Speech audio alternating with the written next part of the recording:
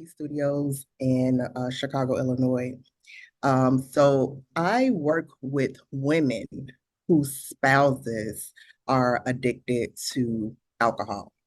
That's Um, great because I feel like those are the people that need the most help because they kind of suffer because the addict takes over. So I love that. Guiding you through the night when the stars just refuse to shine.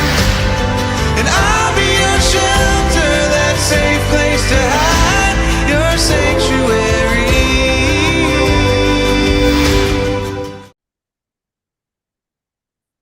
Hey, everybody, welcome back to Everyone is Addicted.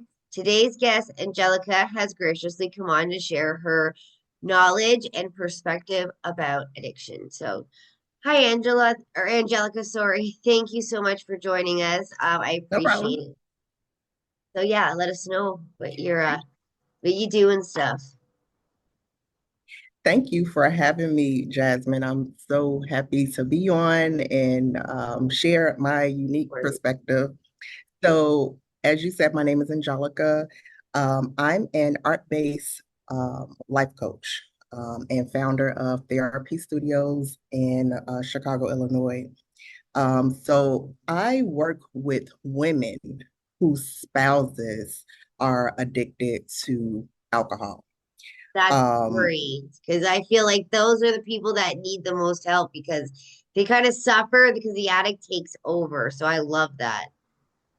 Absolutely. Like it is so many resources out there for the one that's actually going through the problem, Hmm. but there are very few resources for the women that are behind the scenes, Yep. taking on that caregiver role, doing everything for everybody, kind of watching it from the inside, Hmm. but then kind of watching it from being outside. So yeah, I work with those women, and I'm not a therapist, and like I said, I don't work with the alcoholics No, directly, yeah, it's but for the people that are like suffering from a loved one's addiction. I get it. And I yeah, like I said, I feel like they because I've lived it myself, they suffer in such a silence. And I guess why I like that you do something like this because like you said, there is mhm, not that many resources for the family people like members yeah, or whatever. It's always the addict. It's on everything's always about them, and then the family's left to pick up the pieces, especially like wives. Like I just went through it, yeah. so I know it's not fun being a wife that has to pick up the pieces because their husband did a lot of bad things that I get it. Yeah, it's like such an overwhelming spot to be in. And let me just preface it by saying what started me down this journey is through personal experience. I am married and my husband is an alcoholic. And thankfully, right now, he's in recovery. Well, that's awesome. But yes, yes. But yeah, just going one of the things that I was drawn to was art. And I realized that through painting, I was able to just find such clarity, such moments of peace when I was just in a garage painting. And that is really what I want to give back to other women because it is such a heavy responsibility to carry, Mhm. something that none of us asked for, and so using creative methods to have outlets to be able to cope with all of the chaos, that is my mission. That is what I want to give back to other women. Well, I think that's great because too is the creativity aspect. It gets your mind thinking in different ways. So like if you're Mm, struggling to like set boundaries per se, which is my issue, having a creative mhm, outlet and like kind of expanding your mind a little bit will help you feel more confident about mhm. yourself and that helps you with the rest of it, and that like I know a lot of Yep. women that like to do like the paint nights and stuff, but this is a little different and I think it's a great idea because like you said uh it's not like a support group, it's like something fun to kind of, you know, like I said, expand your mind, but also like get it out, you know? Yes. Yes. I am a big fan of the quote, art speaks when you can't. And through my experience, like that is exactly what I found. Like being able, it was just something about sitting and mixing the paint together. Like that just it cleared my mind. It calmed me, it entered me, it gave me opportunity to kind of think and process through, my thoughts, my actions. So that is the work I do with other women in that situation. I do a lot of guided art projects, and sometimes it's journaling. A lot of, we talked about boundaries, and I do a lot of boundary work with women because that is very, very key. Being able to set those boundaries and stick to boundaries Mm-hmm. are very, very key in being able to navigate the situation that you're in. And so true. And um, like how like you do it in person, right? Or do you do it like virtually? You have virtual So I classes do and both. all. Okay. Yep, I do both. I work with women all over the United States, and we'll do virtual, or if they're local, Yeah. they can come to me or I'll come to them. That's awesome because that's why I was wondering if you did it virtually because I know that reaches like a lot more people, right? Like I Hmm.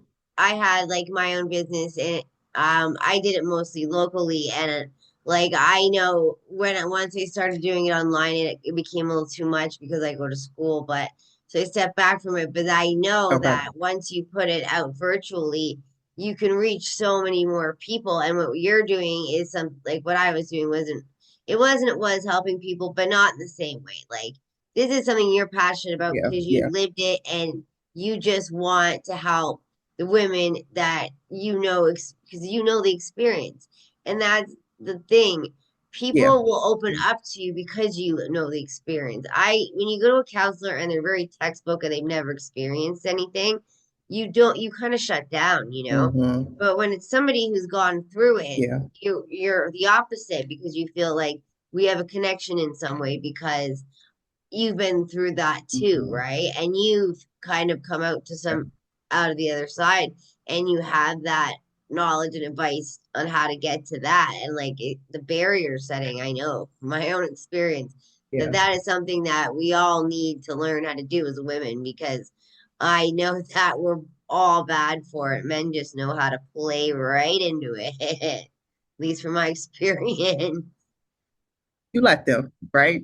People Yeah. only allow you to do to you what you allow them to do. So if you let them, That's what I mean. Like that's why I like different perspectives, right? Because you're always told certain mhm, things and like that's like exactly what you said. It's if you let somebody do something to you, that's your decision, mhm, right? And I that's why I know like through my own like life where I am terrible with barriers because I don't know. I cave in. I guess I don't want the stress, the drama, or that kind of stuff. So that's why I think it's great what you do because women can come to you with the same kind of problems and talk about it and not feel afraid or ashamed or anything like that. You know, I like love that aspect of it.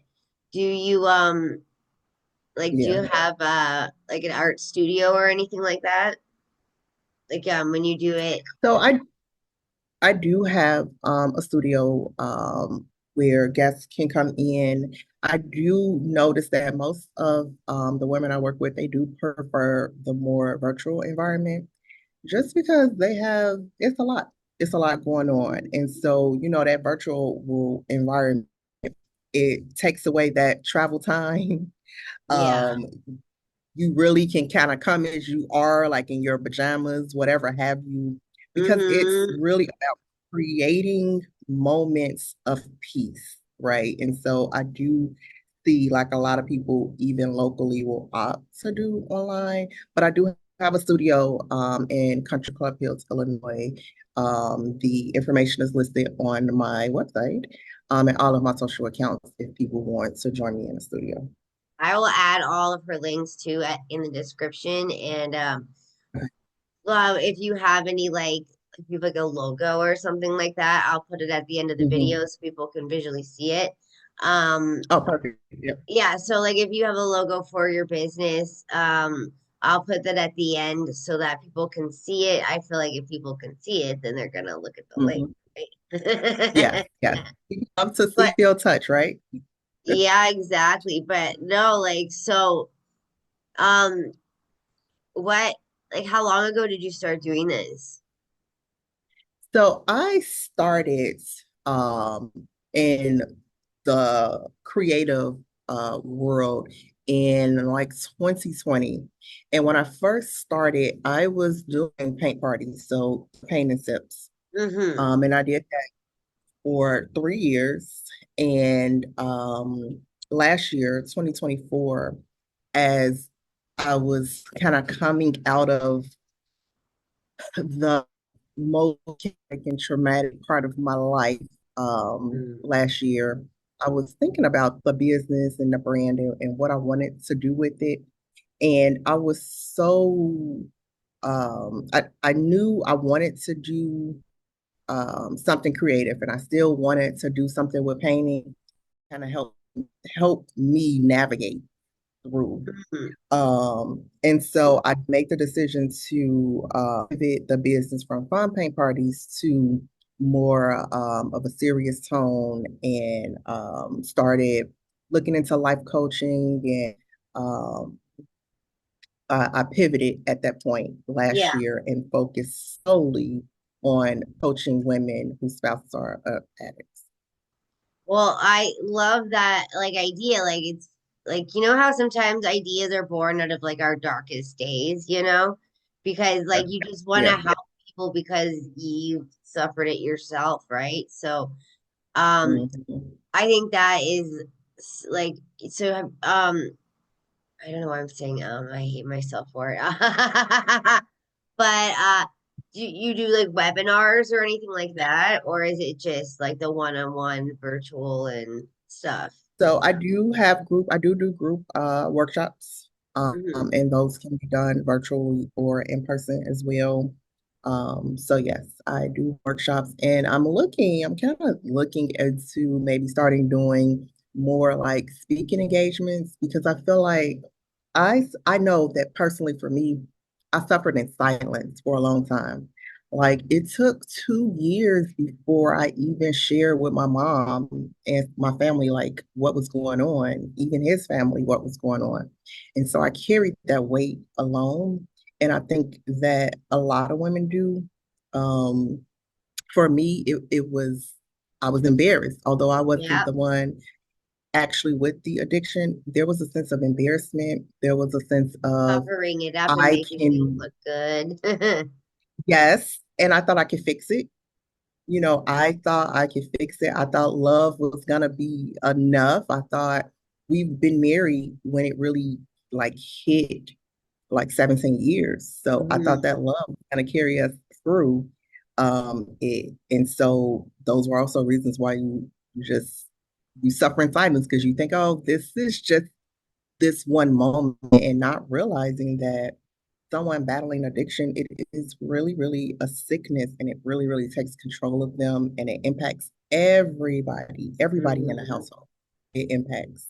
That's why So they call my show Everyone's Addicted because it's not just the addict, it's it is not. everybody else. It's Yes, like your kids, it's you, it's yes, their family, even your family. Like everybody is caught up in it to some degree, and yes. they are in their own little world off being an addict, and everybody else is like worrying about them. Like I have regrets because I know things I did to my mother and stuff like that. And Sorry. I like so I understand it from the addict perspective, but I also understand it from family perspective, like how my husband gambled and didn't pay our mortgage, and we now I'm living at my mom's house. That was 2 days ago, so I know that it's it's just it affects everybody because now look at how my mom's affected. She's got to live with me and my two kids while this gets sorted out, right? And he like we have pets and she like doesn't have a big place, so where are we supposed to put the pets? It's like, oh my gosh. And I'm sure you Yeah. hear this kind of stuff every single day. Yes, I do. I hear it. I've lived it, and it absolutely it touches everyone. They don't realize that they like life keeps going, right? Although it Mhm. touches you, life still keeps going. So you have to. I got to keep working. Like That's I what I mean by have to. suffering in silence. You got to keep going. So it's not You like you're have to. going to break down because, like, that's just not how life works, right? Nope. Nope. Not at all. Another reason why you hide it, right? Like, because you don't want to go into work, or like for me, because I work from home. If I'm Hmm. standing at the bus stop, all my neighbors know me. I'm not going to sit there and be like, yeah, my husband's a gambling addict and we've lost all this and that. Now we're losing this and that. Like, I don't want them to know that. Or even like his sisters asked me and I've like lied for him and stuff like that. And it's just because I didn't want anybody to know about it. But in doing Well, that, I enabled it so much, right? yes. When we talk about enablement, like I, it was very tough. Like it's tough to, especially when you're a wife, to find that balance between am I enabling? So am I doing for them the things that they can do for themselves? Or am I being the supportive wife? And I know for me, it took some time because, I was used to being the be all do all wife. Um, that was the dynamic of the relationship. And my husband, he's great, great man, great person. He deserved that level of access to me. Mhm. But when the addiction, like when we started realizing that we're dealing with addiction, there were things that I had to stop doing. Like, no, I'm not making your doctor's appointments. No, I'm not searching to find a AA program. These are things that you can do for yourself and that you have to do for yourself because it shows the seriousness of Mhm. where you are in your journey. Well, like So yeah. I've said to him numerous times, um, you know what I mean? Like, maybe you should find a meeting of some sort or a support group Hmm. online or something like that that's going to help you stop doing this. And it's always a different excuse and it's always different promises. Oh no, I Yeah. promised this, I promised that, and then Yeah. not living up to it, right? And that's another Yeah. thing I And think that we all struggle with, like as yeah. wives of an addict, because they Yeah. promise us things and because we've been with them for so long and this wasn't them at the beginning, you're like, oh yeah, like I want to believe you, I want to trust you, and like you try for so long, but eventually you just can't do it anymore, right? And then Yeah. they get irritated with you because you're bugging and you're bugging and you're bugging and you're bugging. Well, at least my husband is irritated with me because I have to bug him or he won't do anything. And it's just, yeah, like that, there needs to be more people like that are doing this, like what you're doing, because it's the art aspect, which is great, but it's also the healing aspect, knowing you're not alone, Absolutely. but also being able to take your mind off of it and create something instead of, being stressed out or worried Mhm. or even just getting depressed, Yeah. Instead, you're doing Yeah. something positive and fun. I think Yeah. that is like, I wish, you know what I mean? Like, you got to try to make it more mainstream because such a good idea. Thank you. Thank you. I think it's absolutely a good way to decompress because stress for us caregivers is the thing that takes the caregivers out is the stress Mhm. and the overwhelm. So having creative outlets, I think it is hugely impactful. And like I know I talk a lot about paint because that is the medium that I prefer. Like I love painting, and I don't even consider myself to be like an artist. I think just the colors and mixing. Mhm. But there are other things that you know, we do or I do with my clients. Sometimes it's breath work, Sometimes it's journaling and journaling prompts. And sometimes it is that coaching and helping them to set goals and set boundaries so that they can get to where they want to be within the next 30 days, 60 days, Mhm. sometimes. So yeah, that a creative outlet. Um, it is immensely helpful when you're going through situations like this. Oh, I like see, like for me, like even doing interviews, like that's somewhat of my creative outlet because I get to edit it and do that or whatever. And even just being able to talk about it because like I normally wouldn't be like so open about it, but it just happened, like I just said, just happened. And so it's Mhm. like, well, hiding behind the mask isn't helping anybody. It's I'm not helping. living with my mom now, So And like, Jasmine, let me tell you. Go ahead. I'm sorry. oh no, I'm just saying. So I like have learned that yeah, barriers.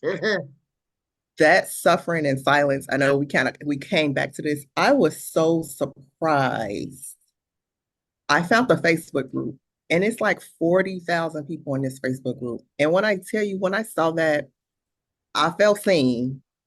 I was completely shocked because no one talks about. I don't hear it on. You don't see it on social media. I don't hear it on a real radio. I don't see it on billboards.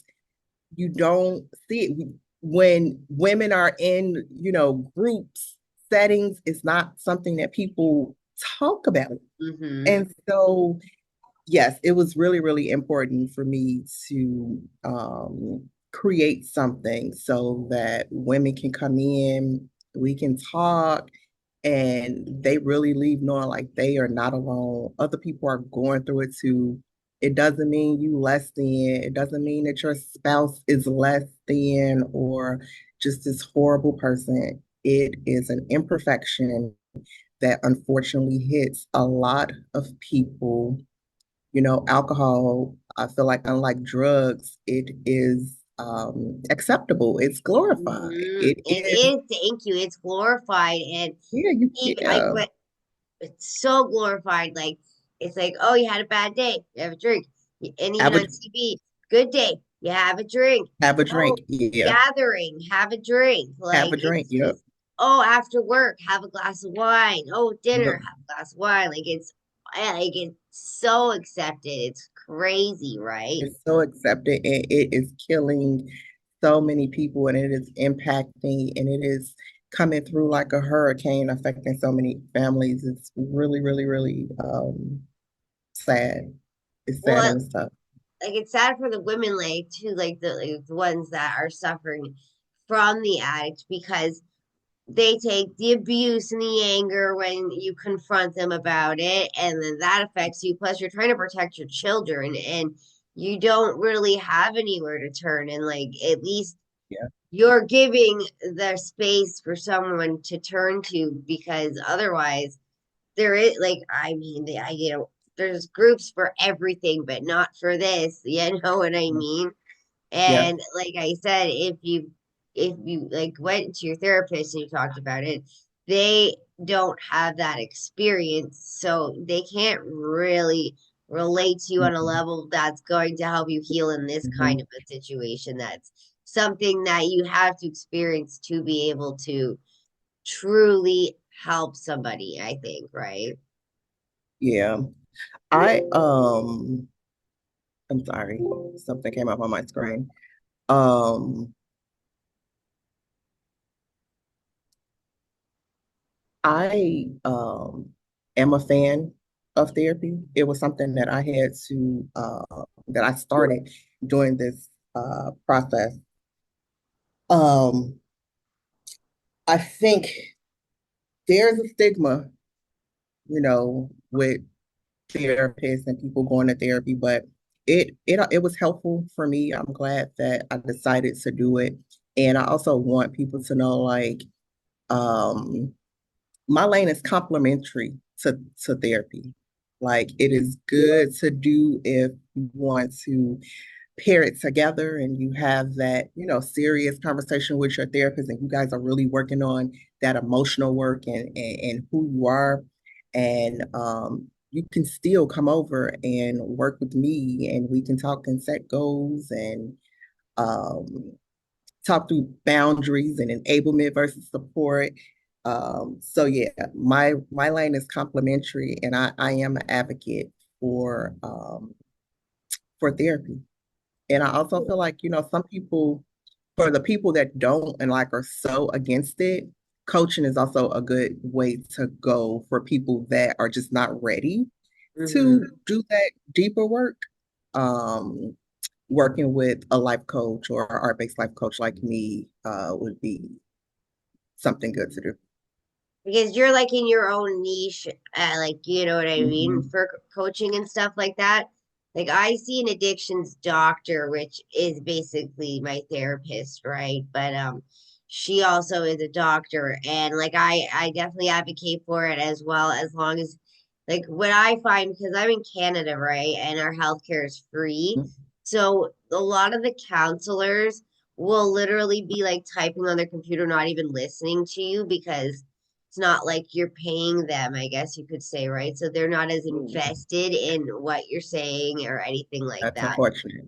So you have Well, to yeah, find yeah, y'all Canadians, come on over, come on over. I will give you my undivided attention, okay? exactly right. But yeah, so is there anything else you want to say before I let you go? I do have a boundaries workshop coming up, and it's called Unbothered and Unavailable. It is going to be on May 25th. I am promoting it online, so when you drop all the social things, just people feel free to pop in and see what the hype is about. Sounds good. Well, thank you so much for coming on and sharing the like this like that's what I mean by everyone's addicted. So that's why I wanted to talk to you because of that Yeah, experience, right? So thank you so much for sharing a perspective that isn't necessarily talked about. It's like the hard conversations that we're need to have, you know? So yeah, absolutely. thank you so And don't much be for scared. sharing. Don't be scared to have it. Yeah, exactly. So When you keep the secret a secret, it harms you more. I learned that the hard way. But anyways, I will put all of her links in the description when I drop this in a week or so. So yeah, thank you so much, Angelica, and have a great rest of your day. Thank you, you too. Thank you.